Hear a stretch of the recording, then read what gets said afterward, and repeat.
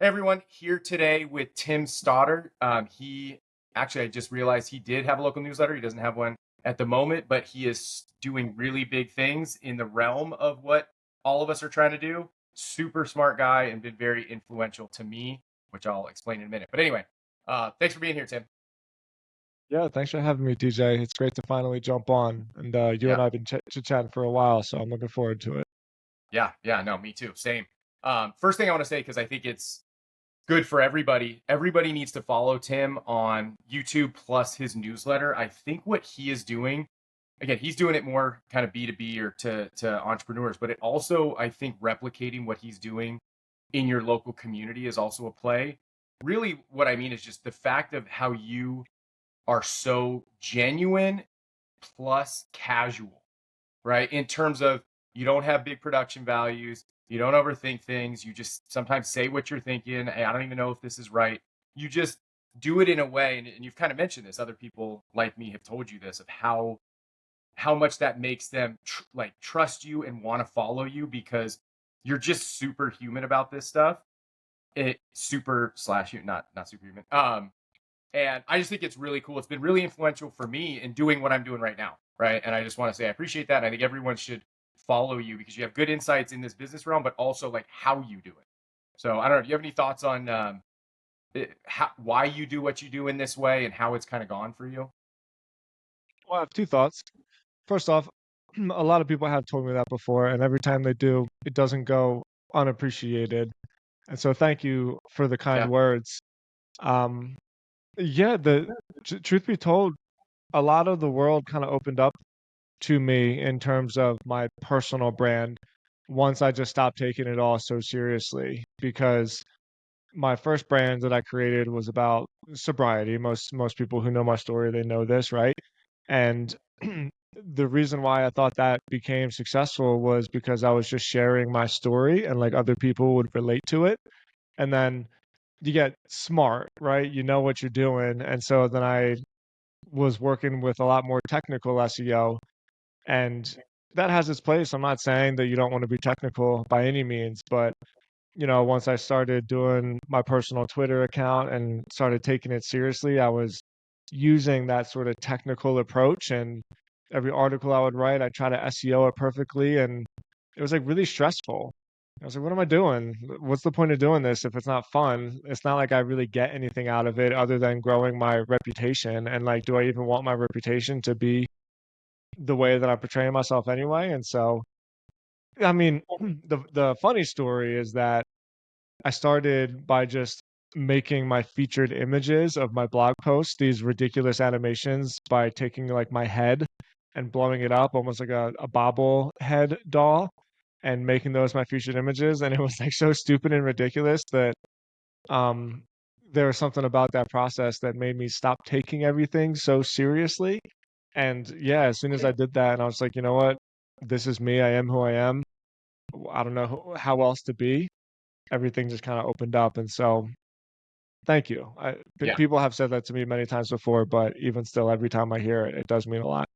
Yeah. No, that's awesome. I mean, when I see your YouTube videos of you just like, hey, I'm just going to jump on in whatever room, your bedroom, whatever you're in, and just go for it 10, 15 minutes, just chit chat what's on your mind. I mean, you probably put a little bit of time into what you're going to talk about, but no fancy editing, all that stuff that was probably pushed a lot a few years ago, right? The Mr. Beast, Yeah. whoever, like, oh, keep their attention every 3 seconds. And it's like, no, you're not trying to attract those people anyway. So just be you and share your knowledge. And that's what people are going to appreciate, right? And don't overthink it. I mean, so many people I talk to, it's like, oh, I would do this, and it's like, no, just do it, right? And I think the same thing is true Yeah. for in the local space, like what the I don't know if you know Jacob Espinoza in Salem. He was on recently, and he just casually makes videos that take him a few minutes and throws them on Instagram about his local area, and it's crushing, right? He doesn't do overproduction value, nothing. It kind of looks crappy, right? Sometimes looking crappy can actually be the benefit, right? Because it's more real, right? I think Yeah. that's what everybody wants now.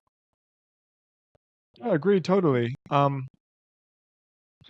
don't put a whole lot of thought into my videos, and I'm glad that it looks like I put at least some thought, so at least I'm not coming across as like an amateur. But um, it just sort of worked out that way, to be honest. Like I said, once I stopped trying so hard and decided that I didn't necessarily have to be a thing for anybody. I could just be me. And well, actually, here's what comes to mind when you say that. The people who are interested in the short form entertainment junk food videos, they're not who I'm going after anyway. And so it's always made a lot more sense to me to take some time and put some effort into what it is that I'm creating. And when I say effort, I mean just like the substance of the content is something that is meaningful and potentially impactful. Um, it's not empty calories, as they say. And so when I do it that way, the people who follow me are people that like are legitimately interested in maybe buying what it is that I'm selling, or if not, just interested in following me. And that's just as good for me anyway. So I appreciate it. Yeah, no, that's awesome. So maybe just give everyone an overview again, what you're doing, and I can get into once you kind of explain it why I think it's especially relevant to people doing local newsletters. But kind of tell everyone what you're doing in the, I guess I would call it agency space, and maybe how that relates to local.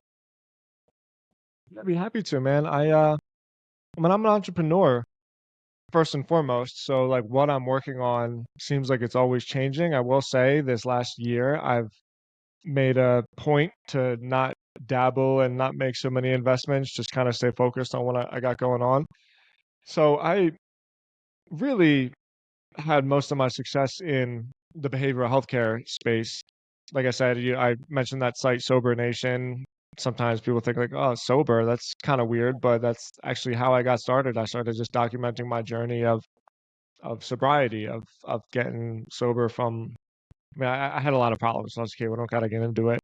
So I got sober when I was 24, um, and I just became like a professional in the space, both in the marketing space, but also in the media space. Like I created a lot of online brands about topics of sobriety and look at like for people that knew they had a problem but didn't really know where to go and knew they needed help, but they could relate to me because I'm just like a regular person.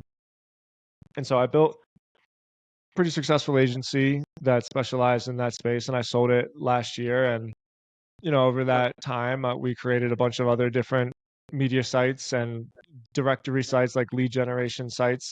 Um, and I bought copyblogger.com, which is like a pretty big deal. And it's all been great, but I sold my agency last year. At least I sold my stake in my agency. I didn't sell the whole thing. I just cashed out personally. And from that, I live in Colorado. I live next to a lake, and I just kind of walked around the lake for like 2 months. Like what am I going to do with my life?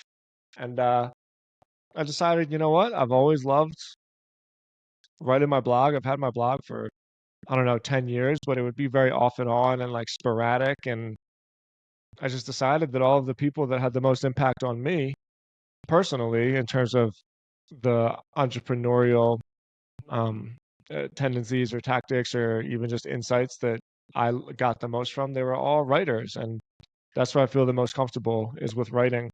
So I started my daily newsletter. I don't know if you could quite call it a newsletter. It's like a blog slash newsletter. You can like, there's definitely news and current events in there, but like I said, I don't take it too seriously. It's a little bit different, the flavor of the day, right? And started doing YouTube videos, just documenting the process on how I build my agencies, how I build my companies, investments that I make, why I do what I do, new industries and new verticals that I'm excited about. And it's just sort of started taking off. So, I don't have like 10 million subscribers by any means, but through my newsletter and through my social media, my personal brand, if that's what you want to call it, I've created a pretty sweet little community. And I'm also still growing my agency, which is called Quantum Leads. When I sold out of my previous agency, like I just know this space really well. I wanted to keep doing the work. I just didn't want to have 40 employees anymore and like a bunch of partners and all that shit, right? So it's a lot smaller, it's a lot more boutique, but now I basically leverage my agency services for, I mean, cash, but also for equity and investments and partnerships that I'm making. And on the side, I wake up pretty early in the morning and I write my newsletter every morning and I'll like record a, a video a day Not all of them go on YouTube. Some of them go inside the community, but I try to make a habit of recording a video a day. And I fight Muay Thai and I fucking go for runs and work out. And I don't know, life is like, it's pretty good. I'm feeling good Sound about it right now. Yeah. It sounds good to me. And the reason you have that is because you've figured out this model, really call it marketing, whatever way it is, for lead gen. I know you do a lot of SEO stuff.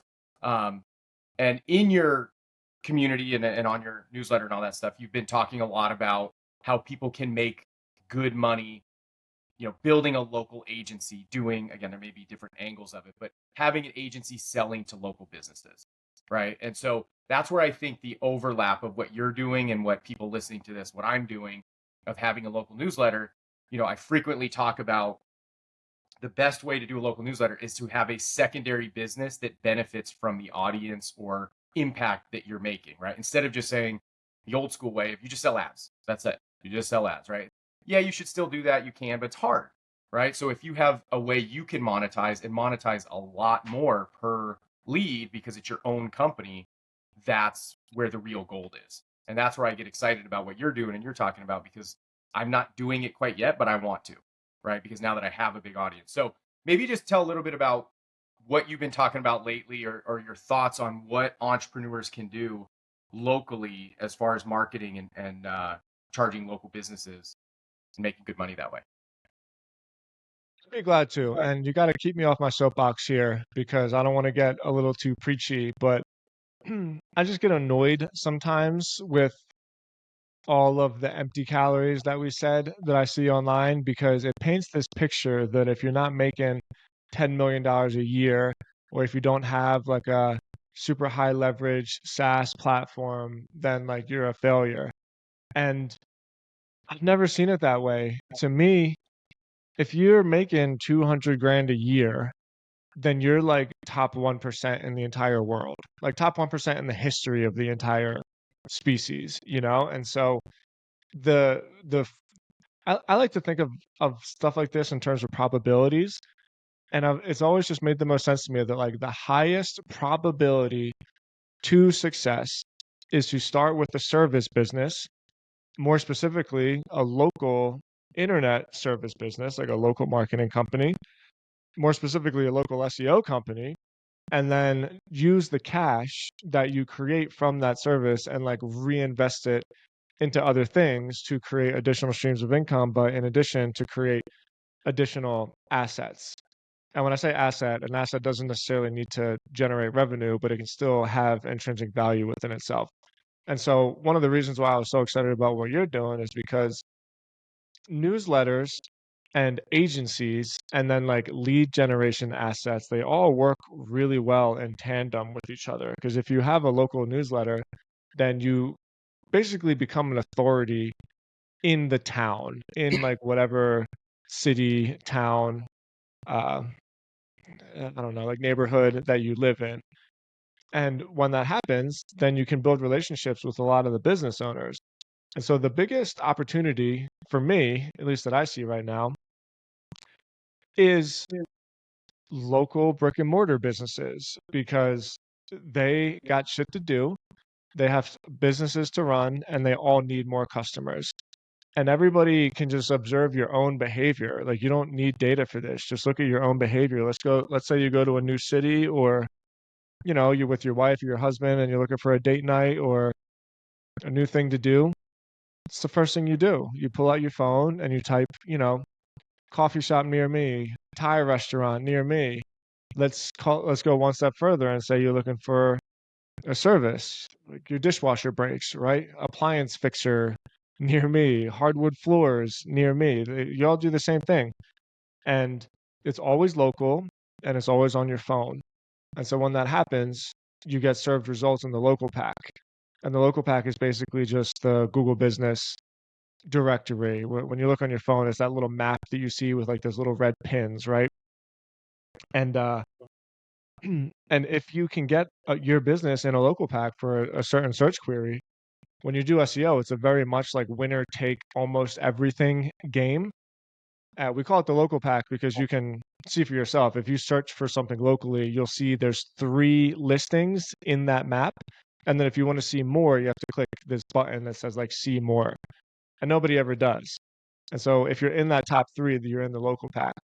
So you bring that all together, you have a newsletter in which you're essentially building authority in your neighborhood, both from like who knows, the government, local politics, news stories, local business stories, events, happy hours, discounts, whatever the case may be. It's really up to you. There's a million ways you could take it.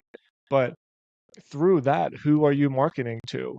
You're building a network of local businesses and people that spend money in the community. So it's just such a natural progression to create a service business that is high cash flow, decent profitability. Like that's the knock on agencies is that they're tough to scale and they don't have a lot of profitability, but they got great cash flow.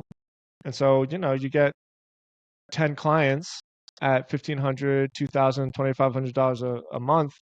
Now all of a sudden you're doing 40 grand a month in revenue. You're profiting 21, 22 grand a month in revenue. If you build your systems right, you got money to invest. And so now what do? Well, you do whatever you want to do. You can you can just keep doing what you're doing and live a simple life. You can put money into local newsletter ads and just grow your newsletter to be an entire new revenue stream. The next step that I have taken in this is build directories. I just really like directories. They're killer businesses and I like them. But the world is yours at that point. And so, although like I don't specialize in local newsletters itself, I do specialize in newsletters. I've built a lot of them, and I've always used newsletters as a way to generate leads for my own agency. And when somebody comes to me and they say like, "What should I do? Where should I start?" I always say the same thing. I say, create a local newsletter and build a local SEO agency, and just get your first client and do that. And don't think about anything else until you do that. And then when you do, you can just keep going. You got some options. Yeah, totally. Um, I mean, again, the synergy here being that you're already, number one, you're already trying to talk to these businesses and hopefully are about ads in your Yeah. newsletter, right? And so it really just gives you more things that you can sell to them. And I think that is where I get excited about this too, is I think about selling packages to the local businesses. Like instead of saying, oh, well, we charge $400 for an ad in my newsletter. Now you're just giving them, well, you only get one chance at this. And they're sitting there thinking, oh, is this going to work? Is it not? If you sell them, hey, for $800, we're going to give you one newsletter ad a month. We're going to put you on our directory. We can help you with SEO. I'll have you on the podcast and we'll post you on Instagram. All of that for one price. Now they're not sitting there looking at each one like, oh, is this one going to work? They've got a whole pot there. It's like, okay, well, maybe two or three won't, but if one or two do, it all ends up being worth it, right? And I think Yeah. that's where I get excited. How do you think about that as far as multiple things in a single package? I think that's fine. And I don't necessarily have like a monopoly on the best way to do this.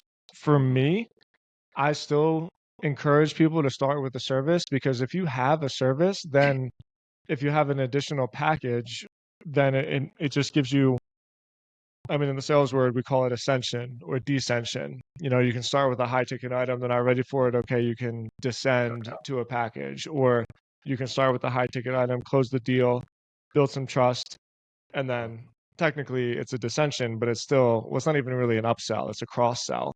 Yeah. That's how I prefer to do it. And the reason is only because of logistics. Like I just feel really comfortable with putting the pieces together to run a service business. I've just done the process so many times. And I also do think it's the most straightforward because a lot of people who are just getting started, they get kind of intimidated. And Mhm. for good reason. Like running a business is not an easy thing. It's simple, but it's not always that easy. And so I encourage people to say one offer. Just what's your one offer? I usually say try to get $2,000 a month. And that means that you have to go after service local businesses that can afford $2,000 a month. So kind of by default, you're disqualifying a lot of the people that most people who are creating agencies go after just because they're sort of nervous and they go for like the low hanging fruit. But that's a race to the bottom. I recommend not to do that. And so if you got $2,000 a month, well, what's that leave you? I mean, it leaves you a lot, but some examples are, like roofers, dentists, and then there's real high ticket ones like dental implants. Like you make tons of money doing that. Health clinics, like I'm really into hormone clinics, testosterone clinics, fertility clinics right now. Uh, Once you have that offer, the sales process is not as daunting. It's just a lot more moving pieces to try to sell a package, and then it's a lot more moving pieces to try to like execute on delivering a package. Whereas if you just have one offer, you just do the same thing over and over again. And I like that. But then, of course, add in packages, especially if you have media attached to it. I'm not saying that that's a bad idea. I just think that for people who are just getting started and are maybe dabbling with the idea of doing like a local newsletter into a local offer, it's easier just to start with like a one service business offer. Yeah, no, that makes sense. Now, speaking of myself, because again, I haven't done this yet, but I'm wanting to. I hear you I'm in your group hearing about the local SEO, basically the offers you're talking about. And as somebody who's not done SEO before, it is intimidating, right? So it's like, okay, even if I could sell it, Yeah. what's the how do you implement it? And how complex is it? When I think SEO, it sounds hard. I'm sure with a lot of studying and stuff, it's not rocket science, but it's not. I don't see it as easy, but I'd love to be wrong, right? So for somebody who wants to do this but doesn't know SEO, how difficult is it to figure it out? I mean, people hear me say this a lot. It's simple, not easy. And almost everything in life worth doing is that way. I mean, what's something that you know how to do that everybody looks at and they think I can never do that? Local And it's newsletters. just, Yeah. yeah, sure. Yeah. It's just repetition. Like anybody gets good at what they repeatedly do. And so simple, not easy is the thing. So SEO is very, very, very simple. If you're like a meticulous person and well, you don't necessarily have to be meticulous. You just have to be process oriented. If you can create a process, here's the main thing with people that are good at SEO is they're good at delayed gratification. They can handle that because SEO is like, yeah, you kind of have to have the stomach for it. You have to do things today and take people's money today, knowing that they're not going to see results for a couple weeks, maybe even a couple months, and do it anyway. You know what I mean? Like you really just have to be the kind of person that can believe in the process. Sort of like fitness in a way, right? It's that same kind of mindset. You just show up every day and you do the work and you kind of don't pay attention to the results. Ironically, that's the best way to get the results in SEO. And so I wouldn't say that SEO is like complicated. If you can master three different things, then you can master SEO. And we'll just say 3.5, the point five being repetition and process. Like if you have that personality trait and you can master these three different things, you'll be great at it. The part that people screw up is sales because everybody's afraid to sell. And so I think if there's always one thing that I've done, which has allowed me to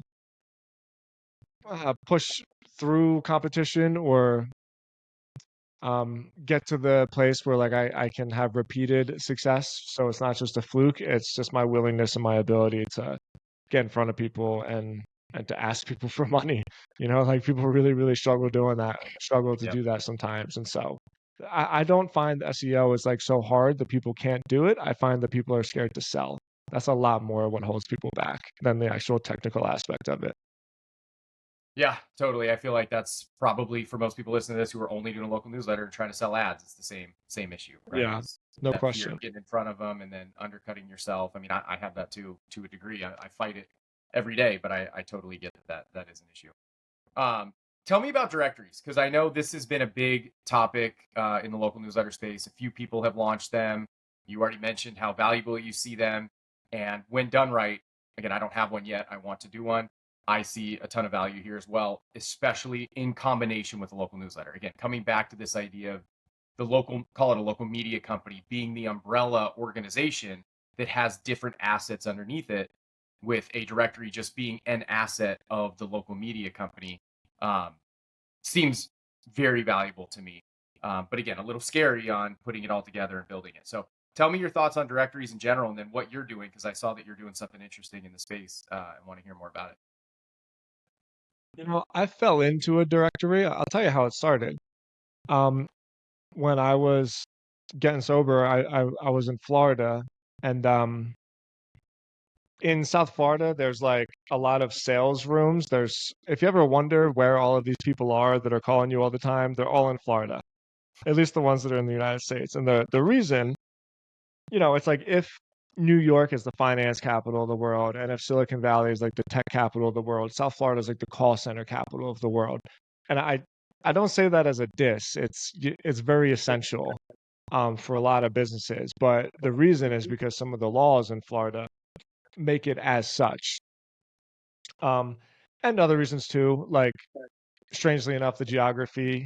If you look at South Florida, especially Southeast Florida, the whole thing is like one giant city from like Palm Beach to, South Beach basically. And so like the just weird things like power lines and cable lines, it just makes it so that you can build these massive like computer rooms pretty easily. And okay, why am I telling you that? Well, because when I moved to Florida, one of the common jobs that people got was working in call centers. And a friend of mine, he was selling ads for a local magazine, uh, coincidentally enough. And what they would do is they would create a magazine, and the magazine would be for local country clubs. So it's almost like I don't know what you would call it, like the business catalog for the country clubs. Like they would print out the magazines and sort of just leave them on the tables of these country clubs, right?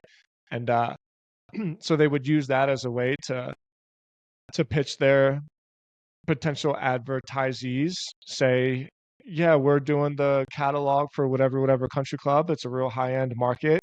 You should advertise with us, right? So the point is that they would find these country clubs by looking at this directory. I don't even remember what the directory was called, to tell you the truth. I very specifically remember sitting in the car with my friend as he was looking at it on his phone and seeing how much the company was worth and being like, no way. It's like worth that much money, just a couple $1 million. It's just a directory of country clubs. He's like, yeah, they're killing it. And so at the time we thought like, well, you gotta have a little context too. Like I'm from Philly. There's like a terrible heroin problem. And my friend was from Cape Cod, Massachusetts, where there's a terrible heroin problem. So we saw like how much addiction and drug use was kind of taking over our neighborhoods. I mean, especially my neighborhood in the city, it was just bad. And so all of that to say, I have to give you a little bit of context there to show that like we knew there was going to be a whole lot of people looking for rehabs in the same way that this call center was looking for these country clubs who were like, why don't we create a directory of all the rehabs? And then simultaneously, I was already blogging. Um, I was kind of losing my mind, like I had never really been out of Philly, and then all of a sudden I'm shipped to South Florida. I had a cousin basically who I like detoxed on his couch for a couple months, and there's like lizards and palm trees, and I was just so out of place, and so I didn't know what to do, and I started a blog. I started a blog spot, and I would just like write blogs every day. And after a while, I discovered that people were like reading my blogs, which was weird because I didn't tell anybody about it. It wasn't like a thing I was promoting. Blogging wasn't even like we didn't even really know what that was 15 years ago. I was just doing it so I didn't go insane.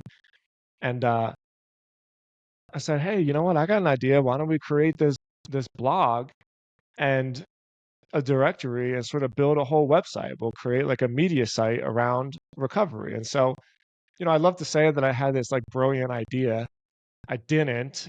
We just were doing things, and then somehow all the pieces came together so that this is what we landed on. But you know what? It really took off. And one of the most important things in business is timing. Like we couldn't have predicted the timing. Obviously, like who would have known that there would be an opiate epidemic in the country? We were just trying to like not die. And so I can't take any credit for that. But I can definitely take credit for seeing that like this internet thing and this whole social media thing, and even more importantly, this whole email list thing was was a thing. Like, it was something that we should take seriously. And so before I knew it, I had treatment centers from across the country calling me saying like, whoa, how did you do this? How did you build this whole network of people? Because this is when Facebook was cool. Like Facebook kind of sucks now, but it was like so much fun back then. Weirdly enough, it was like a great time in my life learning about Facebook and like meeting all of these people who were struggling with the same stuff that I was struggling. And and they would say like, how did you build this? And can we advertise with you? So strangely enough, this is when I was reading Copyblogger because I was like, I don't really know what I'm doing. I better learn. And so I found this website called Copyblogger. And part of the Copyblogger like ethos is don't sell ads. It's bullshit money. What you do is you build a brand, you build an email list, and then you can sell your services and your products directly through the email list. So the content is like the marketing, and then the email list is the sales channel. And again, it was just right place, right time. Like I found Copyblogger right when I needed to learn this sort of skill.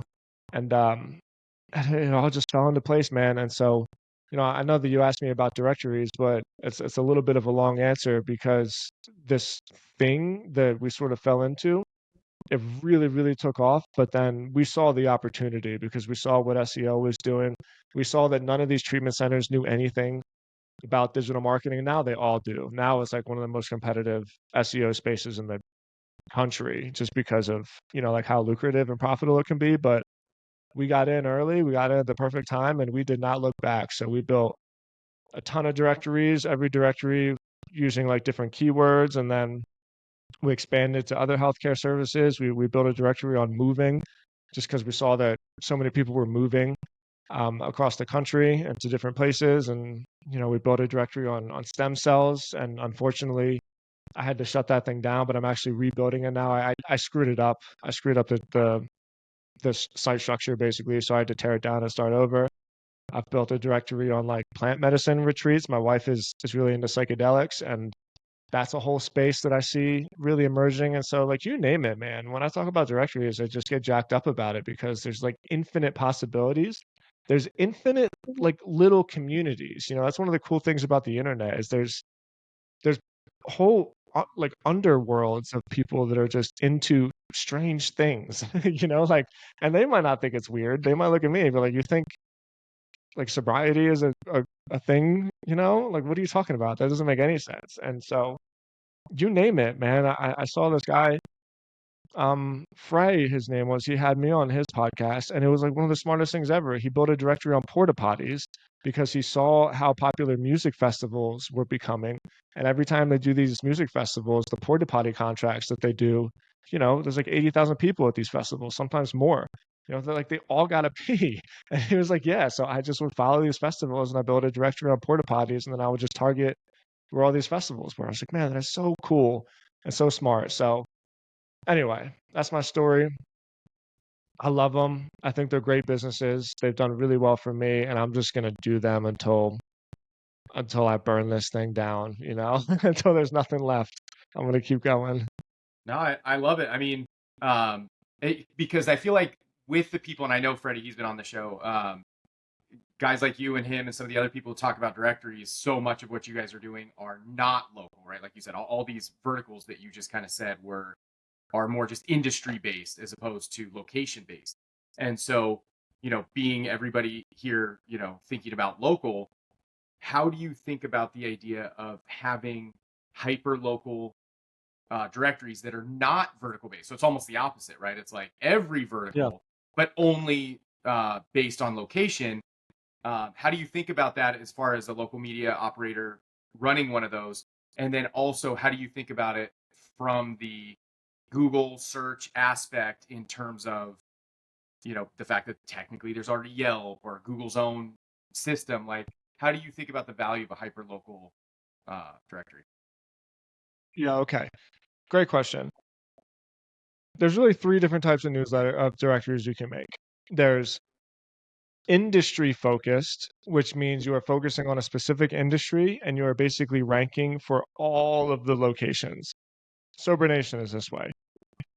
It's a directory focused on drug rehabs that ranks for as many locations as possible. So drug rehab in city, state, location, whatever. And then there's location-based directories, which, like you said, is exactly the opposite. So you are ranking for all of the locations in a city. And so they're the same thing. The only difference is the categorization. Whereas an industry focused directory, the categories are the locations.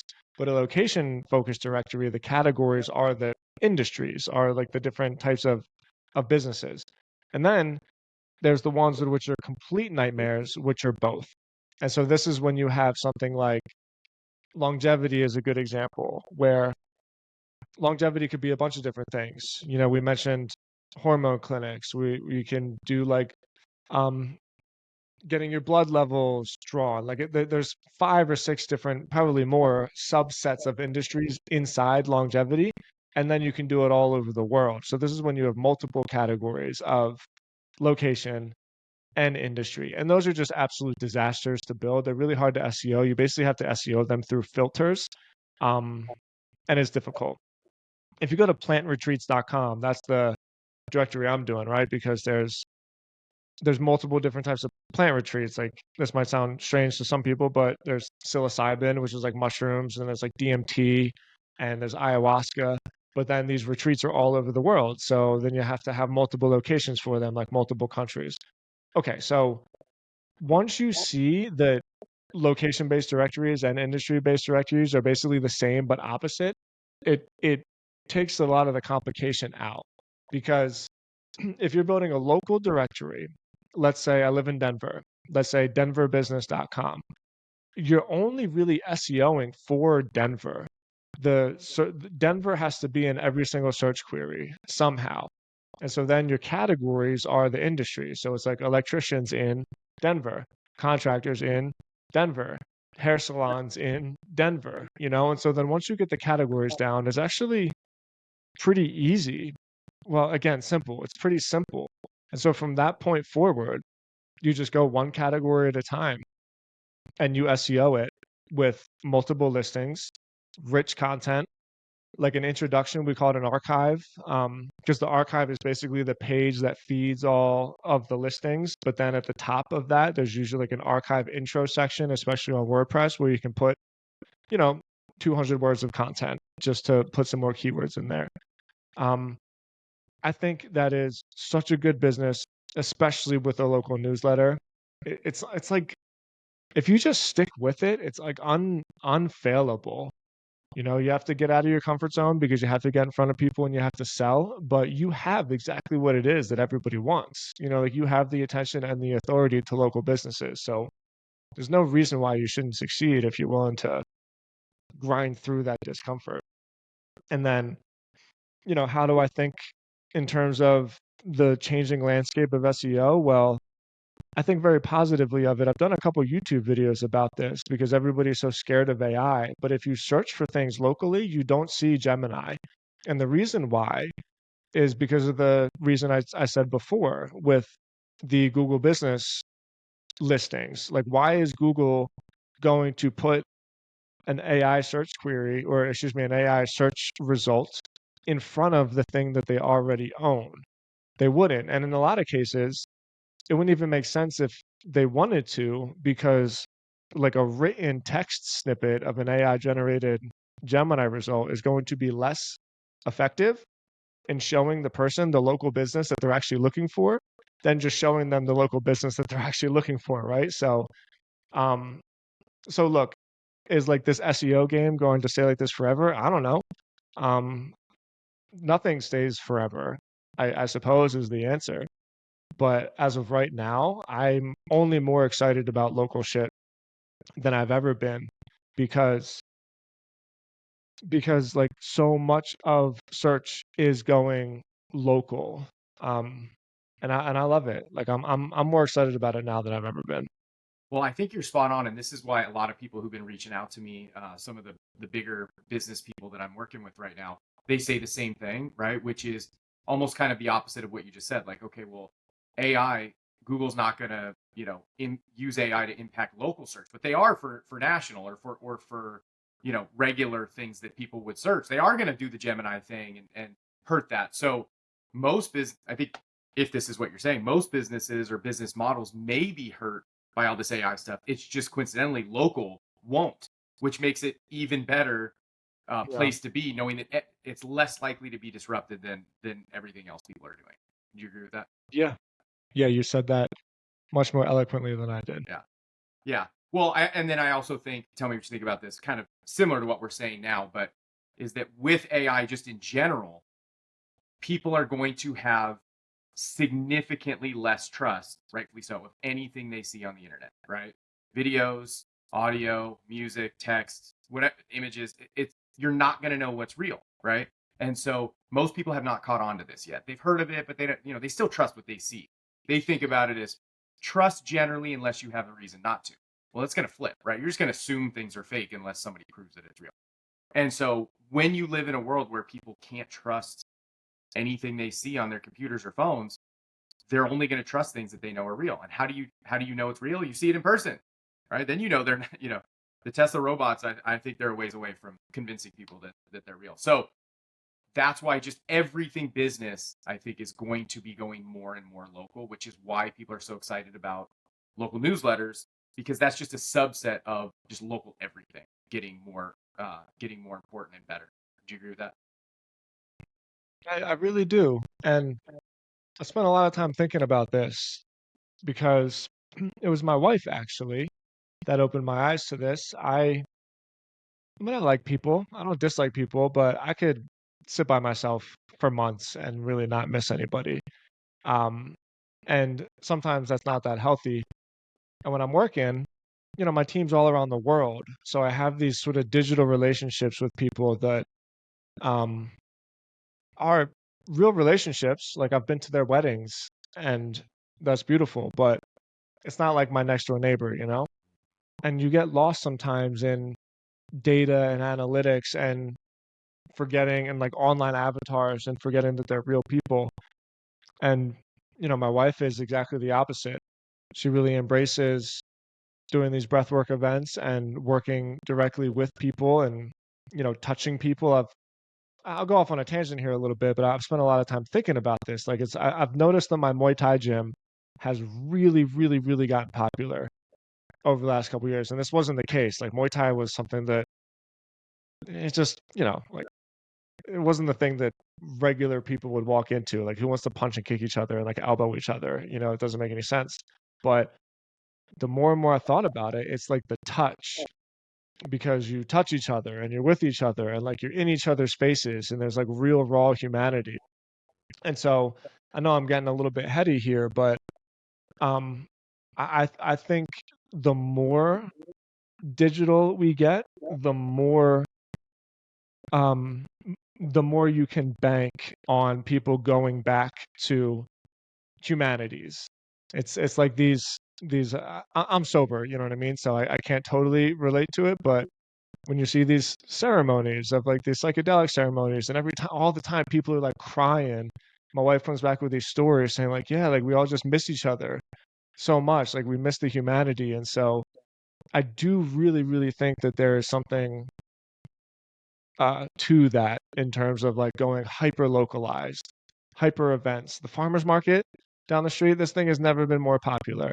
People show up every week, um, tasting food that was homemade from a vendor as opposed to going to Walmart and buying some shit out of a box. Like is that story over and over and over and over again? And there's different manifestations of it, whether it's like ceremonies or Muay Thai or like, like we just talked about so many random things, but they're all very, very connected. And so bringing that back to this conversation, yeah, the more local you can get it, the more human you can get it. You just can't go wrong. I don't think we're going to get more like we're going to get more digitalized, but one of the side effects of getting more digitalized is this like hyper awareness towards more localized as well. Yeah, totally. I mean, even if you just break it down as like a pendulum, you always hear about things always swing back and forth, right? And it's like when the smartphone, say that being the example, smartphone slash social media, call it what, 2008 ish and beyond. So been 15, 17 years now, the pendulum swang to more and more be at home. I mean, COVID, all this stuff, to you can just live your life on your phone and not deal with people. And then AI is coming on to potentially make that even worse. And people are just seeing it and being like, no, pendulum's going to swing back the other way. Right. Yeah, And doing anything local, you have the ability to capitalize. And a lot of smart people are picking up on this now. And even though I think the other thing here, just like so many things with tech or, say cryptocurrency or even AI right now, you think you're late, but you're early. Right. for So sure. because when you live in this world, if you're watching this, like you are hyper aware of local newsletters and everything local. This is not true of 99% of people.